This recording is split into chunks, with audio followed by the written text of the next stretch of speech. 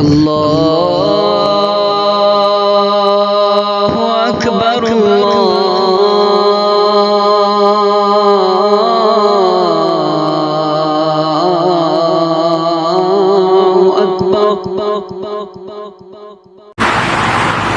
الحمد لله رب العالمين والصلاة والسلام على سيد الأنبياء والمرسلين وعلى آله وصحبه أجمعين. قال الله تبارك وتعالى في القرآن المجيد والفرقان الحميد: أعوذ بالله من الشيطان الرجيم. بسم الله الرحمن الرحيم. إن الشرك لظلم عظيم. صدق الله العظيم. واجب احترام بزرگوں اور دوستوں، قرآن پاک کی اس مختصر سی آیت میں مجھے جو بات آپ حضرات کے گوش نظر کرنا ہے وہ ہے دنیا میں سب سے پہلے شرک کی ابتدا کیسے ہوئی اور کہاں سے ہوئی ہے، اس کی وضاحت کرنا ہے۔ حضرت سیدنا آدم علیہ السلام کے بعد قرآن میں اللہ نے حضرت ادریس علیہ السلام کا ذکر فرمایا۔ ویسے اس درمیان حضرت شیس علیہ السلام بھی آئے ہیں، لیکن قرآن میں اس ترتیب کے ساتھ ذکر ہے، پہلے حضرت آدم علیہ السلام پھر حضرت ادریس علیہ السلام کا ذکر موجود ہے۔ چنانچہ دنیا میں سب سے پہلے شرک اور شرک کو مٹانے کے لیے، شرک کی نفی کے لیے اللہ نے جس پیغمبر کو دنیا میں بھیجا ہے وہ سیدنا نوح علیہ السلام ہے۔ آدم علیہ السلام کے زمانے میں بت پرستی نہیں تھی، شرک نہیں تھا۔ قرآن کہتا ہے کان الناس امۃ واحدہ۔ حضرت آدم علیہ السلام کے زمانے میں سب ایک دن پر باقی تھے، ایک دن پر قائم تھے۔ اگر کسی سے گناہ سرزد ہو جائے تو توبہ کر لیا کرتا تھا، اور اگر کوئی توبہ نہیں کرا تو اسے برا سمجھا جاتا تھا۔ اس کا عمریں بھی لمبے تھے، قد بھی لمبے تھے۔ حدیث کا آتا ہے، صحیح بخاری کی روایت ہے، حضرت سیدنا آدم علیہ السلام کی جو قد تھا یہ 60 گز کا، 60 ہاتھ تھا۔ ایک ہاتھ کو 60 سے ضرب دے دیا جائے، لیکن زمانہ گزرتا ہوتے ہوتے قدیں بھی کم ہونے لگے، عمریں بھی کم ہونے لگے۔ اب ہوتے ہوتے ہم چائنیز کی دنیا میں آ گئے، اور چائنیز کی لوگوں نے چھوٹے قد کا ریکارڈ بھی توڑ دیا ہے۔ بہرکیف حضرت نوح علیہ السلام کا تذکرہ قرآن میں اللہ نے بہت تفصیل کے ساتھ کیا ہے، اور قرآن میں اللہ نے کسی فنکار کا، ناچنے والے، بجانے والے کا ذکر نہیں کیا ہے، بلکہ چونکہ حضرت نوح علیہ السلام اللہ کے سلیکٹڈ تھے، برگزیدہ تھے، انتخاب کرتا تھے، آپ کو اللہ نے چنا تھا، اور نوح کو اللہ نے اس قوم میں بھیجا جو شرک اور بدعت میں، بت پرستی میں مبتلا ہو گئی تھی۔ اصل میں ہوا یہ تھا، ان کے زمانے میں کچھ بزرگ حضرات جن کی عبادتوں سے کچھ لوگ انسپائر ہو کر، متاثر ہو کر ان کی عقیدت، ان کی محبت دلوں میں رکھنے لگے، اور ان کی تصویریں بنا کر گھروں میں رکھنا شروع کیا ہے۔ پہلے تو ان کے ہاتھ پیر چومنا شروع کیا، یہاں تک تو مسئلہ ٹھیک تھا، لیکن عقیدت میں اس حد تک غلو کر گئے کہ ان کی تصویریں گھروں میں بنا کر رکھنے لگے، اور اس حد تک غلو کر گئے ان کے پتلے بنا کر گھروں میں رکھنا شروع کر دیے، اور ان کا مقصد پتلے بنانے کا بالکل یہ نہیں تھا کہ یہ ہمارے معبود ہیں، مسجد ہیں، یہ ہمارے عبادت کے لائق ہے، بالکل بھی نہیں۔ یاد رہے، جب بھی معاشرے میں کوئی برائی پھیلتی ہے اس کی سٹارٹنگ اتنی آسانی کے ساتھ ہوتی، اس کی سٹارٹنگ نارمل نہیں ہوتی ہے، سٹارٹنگ میں وہ نیکی معلوم ہوتی، لیکن جب ہم اس کو روکتے نہیں تو پھر یہ بڑھتی انتہا تک پہنچ جاتی ہے۔ تو دراصل ہوا یہ، نوح علیہ السلام کے دنیا میں آنے سے پہلے 5 بزرگ تھے، بہت ہی عبادت گزار تھے۔ بد، سعا، یعود، یعوق، نصر، یہ 5 بزرگ تھے، یہ اس قدر اللہ کی عبادت کیا کرتے تھے، لوگ ان سے محبت اور عقیدت میں اس حد تک غلو کر گئے، ان کی تصویریں بنانا شروع کیے۔ جیسے شہر حیدرآباد میں دکانوں اور ہوٹلوں میں دیکھا جاتا، ان کے پیر و مرشد کے فوٹوز لگے ہوئے ہوتے، اور عقیدہ یہ ہوتا کہ ہمارے پیر کی وجہ سے گاہک ہمارے طرف متوجہ ہوں گے اور ہماری دکان چل پڑے گی۔ اس زمانے میں بھی ان کا عقیدے میں اس قدر انہوں نے غلو کیا ہے، پتلے بنانا شروع کیا، اور قرآن کہتا ہے یا ایھا الذین آمنوا لا تغلوا فی دینکم، کہ تم اپنے دین اسلام میں غلو مت کرو۔ دین اسلام میں غلو کرنے سے، ایکسٹرا چیزوں کو شامل کرنے سے قرآن منع کرتا ہے۔ چنانچہ پتلے بنا کر ان کا یہ مقصد بالکل بھی نہیں تھا کہ یہ ان کے مشکل کشا ہے، حاجت روا ہے، بلکہ ان کا پرپس یہ تھا، ان کا ہدف یہ تھا، ان کا ارادہ یہ تھا کہ اللہ کے پسندیدہ بندے ہیں، ہم ان سے مانگتے ہیں تاکہ اللہ ہم سے راضی ہو جائے، خوش ہو جائے۔ ان کی سوچ یہ تھی، اور وہ اس طرح استدلال کرتے تھے جیسے ہم بیت اللہ کے سامنے جھکتے ہیں، سجدہ کرتے ہیں، قیام کرتے ہیں، لیکن عبادت اللہ کی مانی جائے گی، ایسے ہی ہم ان بندوں سے، ان بتوں سے مانگیں گے، لیکن عبادت اللہ کی کریں گے۔ ان کا یہ عقیدہ تھا کہ بیت اللہ سے وہ تشبیہ دیا کرتے تھے ان مورتیوں کو، پتلوں کو، جیسے بیت اللہ کے سامنے جھکنا عبادت کرنا گویا اللہ کی عبادت شامل ہے، ایسے ہی بتوں، مورتیوں اور پتلوں سے مانگنا، ایسے ہی اللہ سے مانگنا شامل ہے۔ اور یہ جو سسٹم چل پڑا ہے مورتیاں بنانے کا، لوگ مورتیاں بناتے اور مورتیوں سے مانگنے کا سلسلہ شروع کیا، آج اس حد تک پہنچا کہ پوری دنیا میں سینکڑوں کی تعداد میں مورتیاں اور بت پرستی بہت تیزی کے ساتھ عام ہے۔ وہ لوگ مورتی سے مانگتے کیوں ہیں؟ کہ اس وجہ سے نہیں کہ اللہ تبارک و تعالیٰ کو اختیارات حاصل نہیں، اس وجہ سے بالکل بھی نہیں، بلکہ وہ یہ مانتے، عقیدہ رکھتے اللہ تبارک و تعالیٰ ساری چیزوں پر اختیارات اللہ کو حاصل ہے، لیکن ان کا عقیدہ یہ تھا، سوچ یہ تھی کہ اللہ اپنے بندوں کو کچھ اختیارات دے دیتے ہیں، اپنے بندوں میں کچھ اختیارات تقسیم کر دیتے، بانٹ دیتے۔ وہ مثال کے ذریعے سے سمجھاتے جیسے بادشاہ اپنے پاس سب اختیارات رکھتا ہے، سب اختیارات ہونے کے باوجود کسی کو گرفتاری کا اختیار، کسی کو رہائی کا اختیار، کسی کو تعاون کا اختیار، اور کسی کو کسی کے مدد کا اختیار دے دیتا ہے۔ ایسے ہی رب ذوالجلال تمام پر اختیارات رکھنے کے باوجود کسی کو اولاد دینے کا اختیار، کوئی بے اولاد ہے تو اولاد دینے کا اختیار، کسی کو بارش کے اختیار، کسی کوئی بے روز ہے تو روزگار فراہم کرنے کے اختیار، ایسے اختیار بانٹ دیتا ہے، تقسیم کرتا ہے، یہ ان کا خیال ہے۔ اس خیال نے دنیا انسانی کے سب سے پہلے شرک و بدعت کے سلسلے کو شروع کیا ہے۔ یہاں سے بت پرستی دنیا میں وجود میں آئی ہے، جبکہ مسئلہ یہ ہے اللہ تبارک و تعالیٰ ذرہ برابر کسی کو کسی قسم کا کوئی اختیار نہیں دیا، نہ کسی ولی، نہ کسی تقی، نہ کسی نقی، نہ ہی کسی حتیٰ کہ کسی نبی کو بھی اللہ نے ذرہ برابر کسی قسم کا کوئی اختیار نہیں دیا ہے۔ آج کے دور کے جو مشرکین ہیں، ان کا شرک بت پرستوں سے ہندوؤں کی شرک سے بھی زیادہ، کہیں زیادہ بڑھ کر ہے۔ کیسے کہ بت پرست ہندو کبھی یہ نہیں کہتا ہمارے یہ والا بت تمام تر اختیارات رکھتا ہے، اس بت کو سارے اختیارات حاصل ہے، ہندو کبھی یہ نہیں کہتا، بلکہ وہ یہ کہتا ہے یہ بت بارشوں والا بت ہے، یہ بت اولاد دینے کا بت ہے، یہ بت رزق فراہم کرنے والا بت ہے۔ ان کے عقیدہ ایک ایک بت ایک ایک چیز کے لیے خاص ہے۔ لیکن آج کے زمانے کے جو مشرکین ہیں وہ یہ کہتے ہیں اللہ کے رسول علیہ السلام کو اللہ نے مختار کل قرار دیا ہے، سارے اختیارات اللہ نے اپنے نبی کو دیا ہے، گویا جیسے اللہ سے مانگتے ہیں ایک ایک کام کے لیے، ویسے یا رسول اللہ المدد دے کر رسول سے بھی مانگ سکتے ہیں۔ یہ بات اللہ ٹنکی، اللہ بچے بصیرت ٹنکی کی چوٹ پر کہتے ہیں۔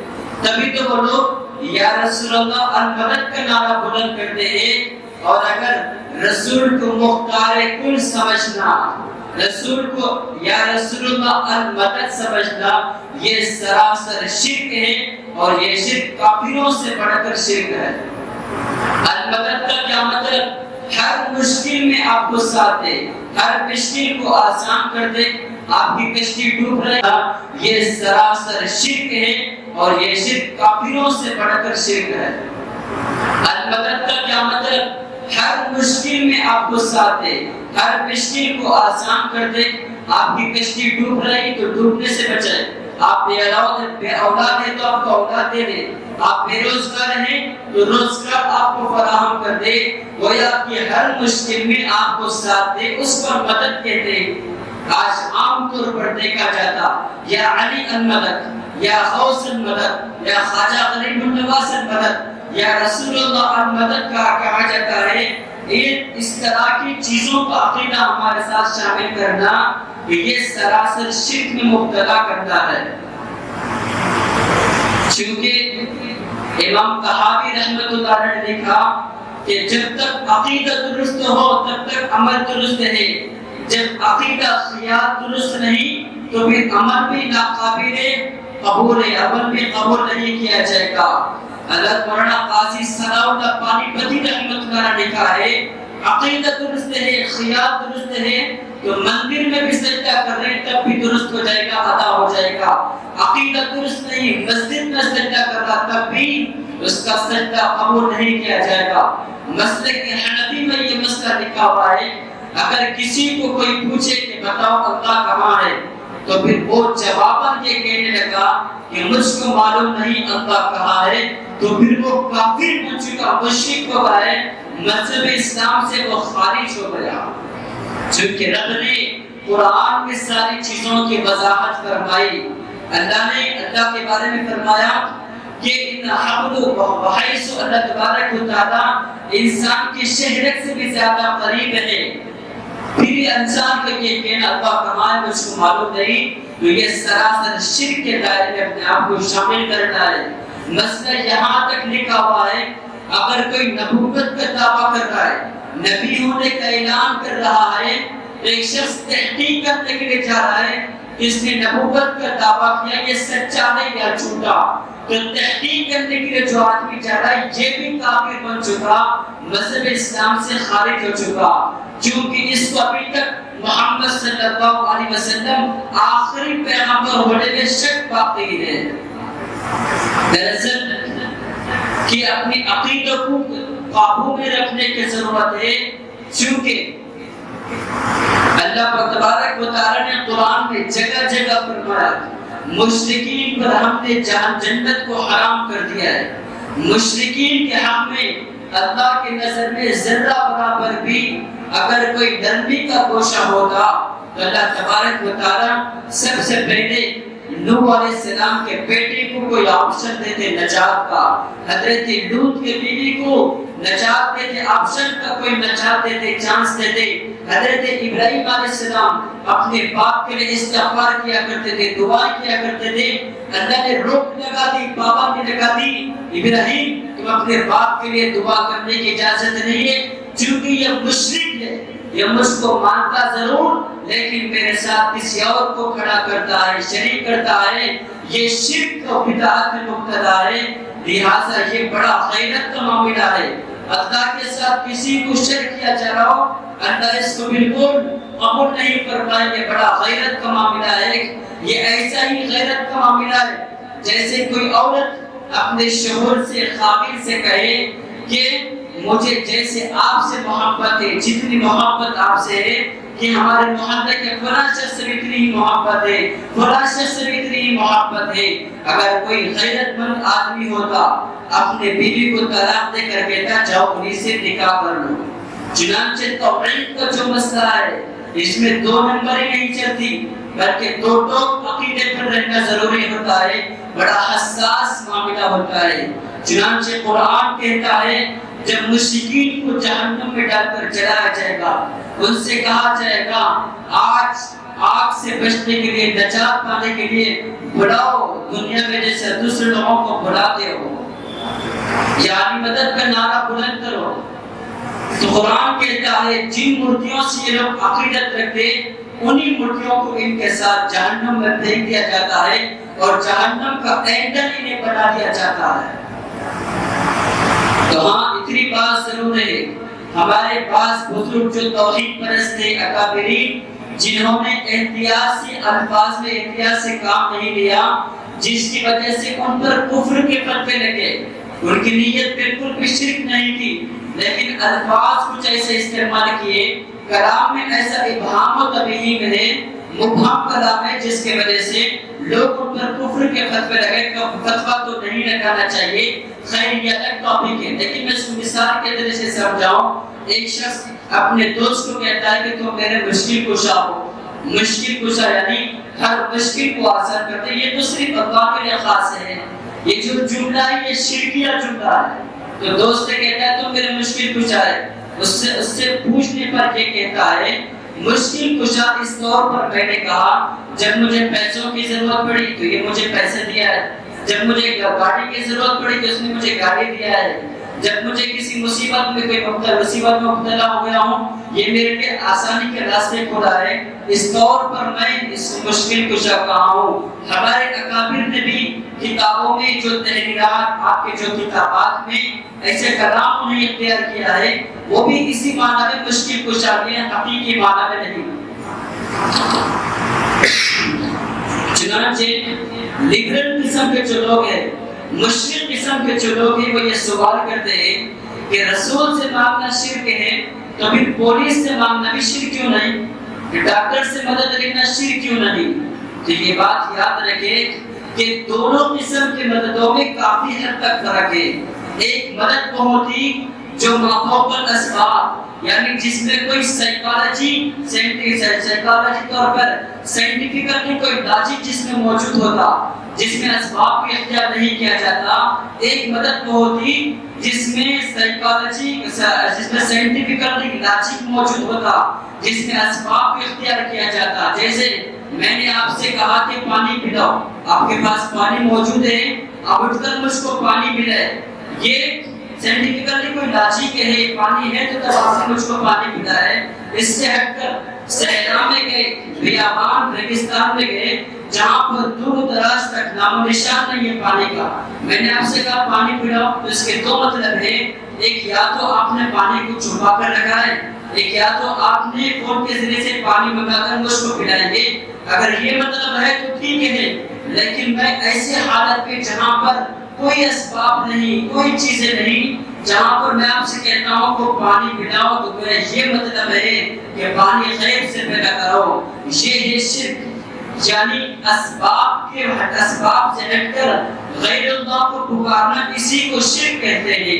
اور یہ کام صرف اللہ کہتے ہیں، اللہ کے ذات سے ہوتا ہے. جیسے بنی اسرائیل صحرا سے گزر رہی ہے، پیاس اور شدت کے حالت میں سسک رہی تھی، اللہ نے آسمان سے منہ و سلوى اتارا ہے.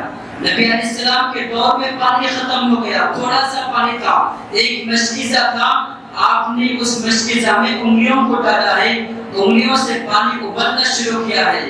یہ جو انگلیوں سے پانی نکالا ہے یہ اللہ نے نکالا ہے، نبی نے نہیں. انگلیوں سے پانی نکالنا یہ کوئی لاجک نہیں، عقل کی نظر سے دیکھا جائے، اللہ نے نکالا ہے. اور دنیا میں ٹھہر کر آپ نے چاند کے دو ٹکڑے کیا ہے تو یہ بھی اللہ نے کیا ہے، نبی نہیں کر سکتے.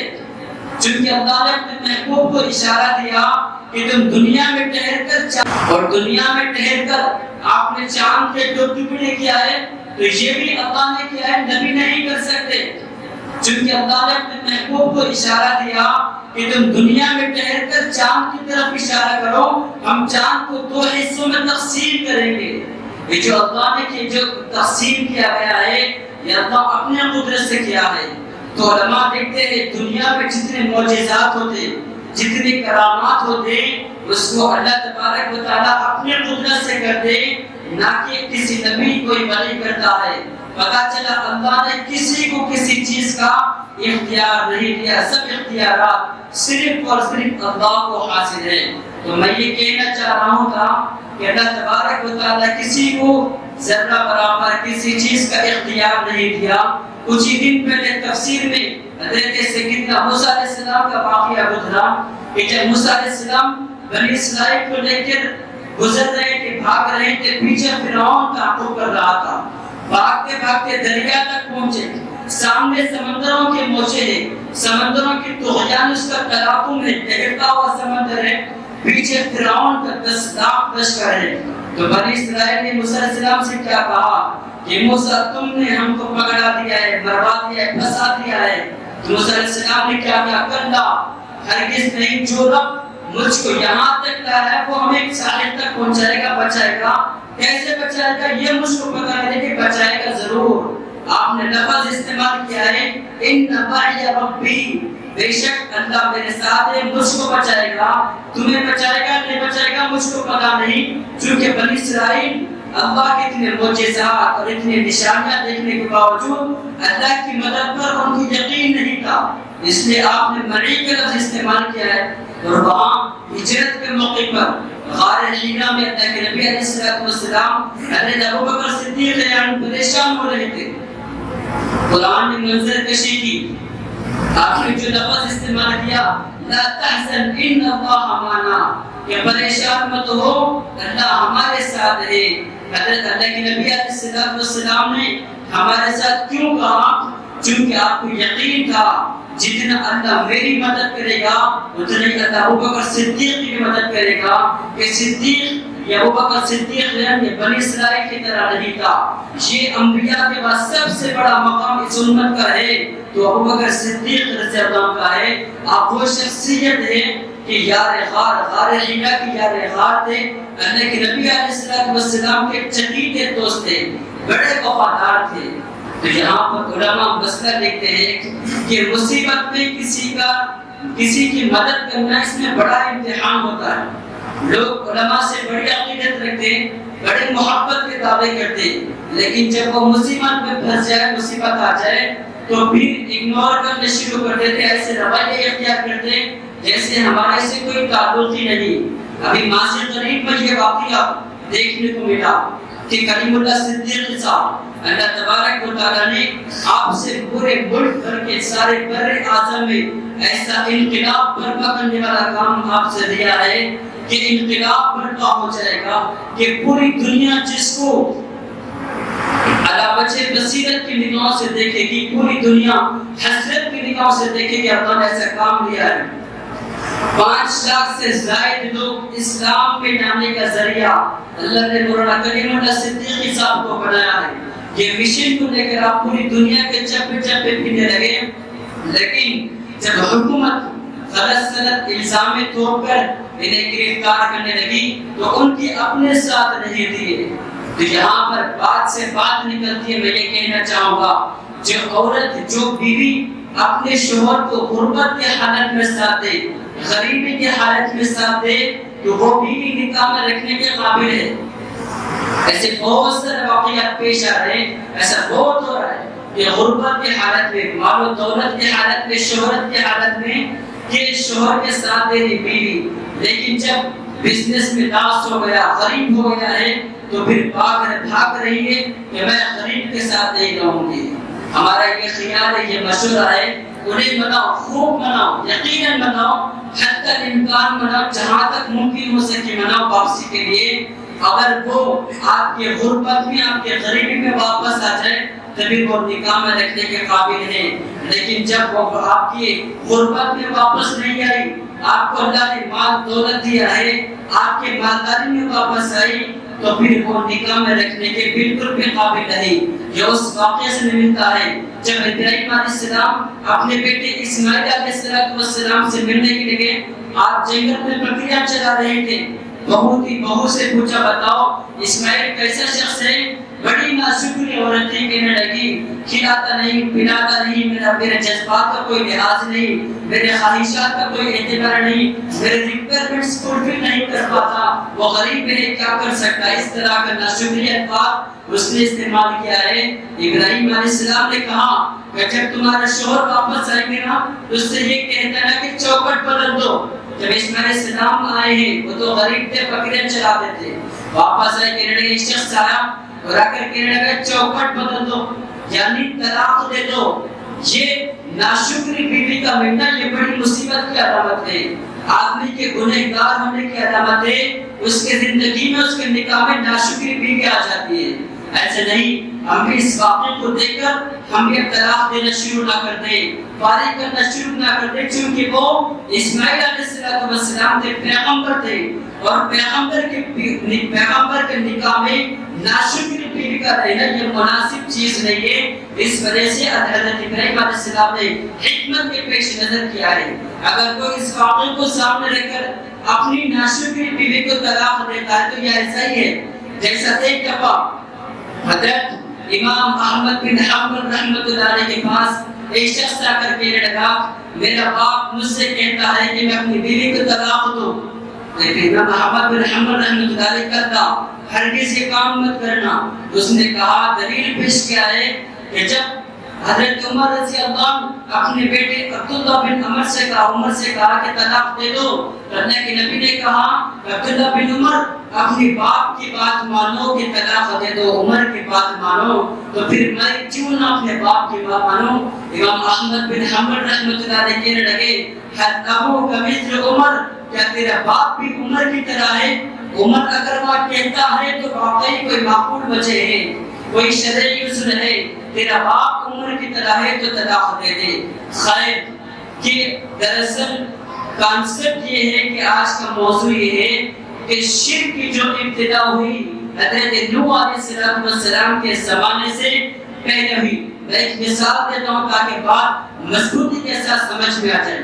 جیسے کوئی آدمی سمندر کے تلاطم میں اٹک گیا، سمندر کے بیچ میں کشتی اس کے اٹک گئی، اس نے پولیس سے گورنمنٹ سے مدد طلب کی تو یہ بھی شرک نہیں ہوا، اور وہ چیخ رہا ہے، پکار رہا ہے تاکہ اس کے بعد ساحل تک، کنارے تک پہنچے اور کوئی آ کر اس کی مدد کرے، یہ بھی شرک نہیں۔ لیکن اس کی کشتی وہاں پر رکی ہے جہاں پر دور دراز سے کوئی مدد کرنے والا نہیں۔ اب کچھ ہی دیر میں سمندر کے تلاطم سے ٹکرا کر، اس کے موجود طغیانے سے ٹکرا کر کشتی ڈوب جائے جہاں پر دور دراز سے کوئی مدد کرنے والا نہیں۔ اب کچھ ہی دیر میں سمندر کے تلاطم سے ٹکرا کر، اس کے موجود طغیانے سے ٹکرا کر کشتی ڈوب جائے گی۔ ایسی حالت میں وہ اللہ کے علاوہ کو کسی کو پکارتا ہے، یا خواجہ غریب النواز میری مدد کر دو، اے بابا میری مدد کر دو، یا پھر یا علی مدد میری مدد کر دو، یا رسول اللہ مدد میری مدد کر دو، تو پھر گویا وہ کافر اور مشرک ہے، اس سے ایمان سلب کر دیا جاتا ہے، اس کے اندر ایمان باقی نہیں رہتا، ایمان کی نورانیت اور حقانیت اس سے چھینی جائے گی۔ ایسے وقت میں اس کی مدد وہی کر سکتا ہے جو اسباب کا چیزوں کا محتاج نہیں، اور وہ ذات صرف اللہ کی ہے۔ اللہ کے گھر میں بیٹھ کر ایک شخص کہتا ہے یا رسول اللہ انظر حالنا، اللہ کے رسول مجھ پر کرم فرمائیے، رحم فرمائیے، یہ جو جملہ یہ بھی شرک ہے، جبکہ مسجد کے متعلق قرآن یہ کہتا ہے وَأَنَّ الْمَسَاجِدَ لِلَّهِ فَلَا تَدْعُوا مَعَ اللَّهِ أَحَدًا، کہ مسجدیں صرف اور صرف اللہ کے ہیں، اس میں اللہ کے علاوہ کسی کو پکارنا نہیں ہے۔ ہمارے اکابر بہت محتاط ہوا کرتے، مجھے ایک واقعہ یاد تھا، آج سے 3 سال پہلے کھمم کا ایک شخص تھا جو کچھ سال پہلے ہمارے اسی علاقے میں رہ کر وہاں گیا تھا، لیکن ماحول نے اس کے عقیدے پر، اس کے سوچ پر اس قدر اثر کر گیا کہ وہ پورے طور پر شرک میں مبتلا ہو گیا۔ جب ان سے ڈیبیٹ کیا ہم نے کیا ہے، مناظرہ کیا ہے، قرآن پاک میں توحید کے متعلق، ہدایت کے حدود کے متعلق جتنی آیات جو وضاحت ہے ہم نے ان کے سامنے پڑھ کر سنایا ہے، اس کی وضاحت کی، لیکن وہ نہیں مانا اور الٹا مجھ سے کہا کہ میں سمجھاتا ہوں تم سمجھو۔ اس نے جو واقعہ مجھے سنایا ہے، واقعی اس واقعے کو سننے کے بعد دل دہل گیا ہے، فرشتے بھی آسمان سے للکار رہے ہوں گے اس طرح کا شرک سن کر۔ اس نے یہ کہا کہ تم جنید بغدادی کو جانتے ہو؟ تو میں نے کہا کہ جنید بغدادی یہ بغداد کے بہت بڑے مرشد عبداللہ اندلسی رحمۃ اللہ علیہ کے مرید ہم جانتے ہیں۔ کہنے لگے جنید بغدادی رحمۃ اللہ علیہ ایک دفعہ آپ دریا عبور کر رہے تھے، پانی سے گزر رہے تھے، اپنی کرامت کی بنیاد پر پانی پر چل رہے تھے، پیچھے آپ کے مریدین متوسلین تھے، انہوں نے شکایت کی حضرت آپ تو اپنی کرامت سے پانی پر چل رہے لیکن ہم پانی پر کیسے گزرے؟ تو جنید